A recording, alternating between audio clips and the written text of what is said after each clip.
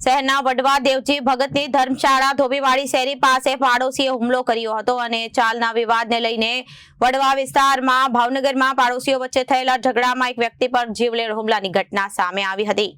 હુમલામાં ગંભીર રીતે ઈજાગ્રસ્તને સારવાર અર્થે ખસેડવામાં આવ્યો હતો।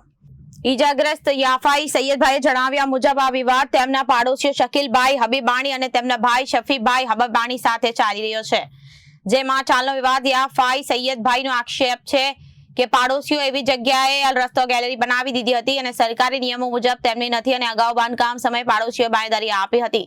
તેઓ માત્ર કારીગરોની અવરજવર માટે જગ્યા કરી રહ્યા છે અને કામ પૂરું થતા તે જગ્યા બંધ કરી દેશે। જોકે વારંવારની બાંયધરી છતાં તેમણે ચાલ બંધ ન કરીને ત્યાં દરવાજો નાખીને અવરજવર ચાલુ રાખી નિયમોનું ઉલ્લંઘન કરી આ ઘટના બાદ ઈજાગ્રસ્ત યાફાઈ સૈયદભાઈએ હુમલો કરનાર બંને ભાઈઓ વિરુદ્ધ પોલીસ સ્ટેશનમાં ફરિયાદ નોંધાવી હતી। પોલીસે ફરિયાદના આધારે તપાસ હાથ ધરી છે। મારું નામ યાફાઈ સૈયદભાઈ, વડવા દેવજી ભગતની ધર્મશાળા ધોબીવાડી શેરી।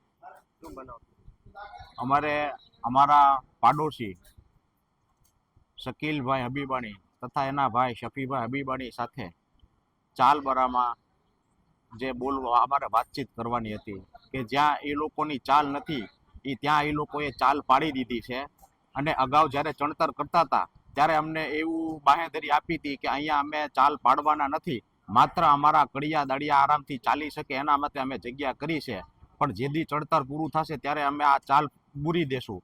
વારવાર 3 વાર એમણે બાંહેધરી આપ્યા પછી પણ એ લોકોએ ચાલ બંધ કરી નહીં અને એ ત્યાં દરવાજો નાખી ચાલવાનું શરૂ રાખેલ છે, જે અમને ગમતું ન હોય। ગવર્મેન્ટના નિયમ અનુસાર ત્યાં એ લોકોની ચાલ નથી, છતાં એ લોકોએ ચાલ પાડી છે। અગાઉ અમને બાંહેધરી આપી હતી, એ બાંહેધરીથી એ લોકો ફરી ગયા છે અને જ્યારે મકાન બનાવતા હતા ત્યારે અમારી પાછળની સાઈડની ગલિયારીમાં અમને ખબર નહોતી ત્યારે એ લોકોએ અમારી 1.5 ફૂટની જમીન દબાવી દીધી હતી।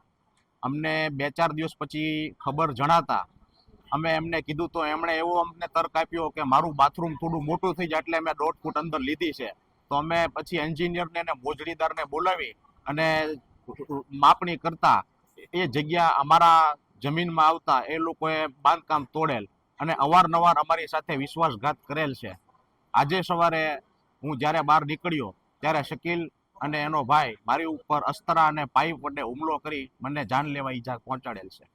Reporter Firoz Malek, Janadesh news, Bhavnagar.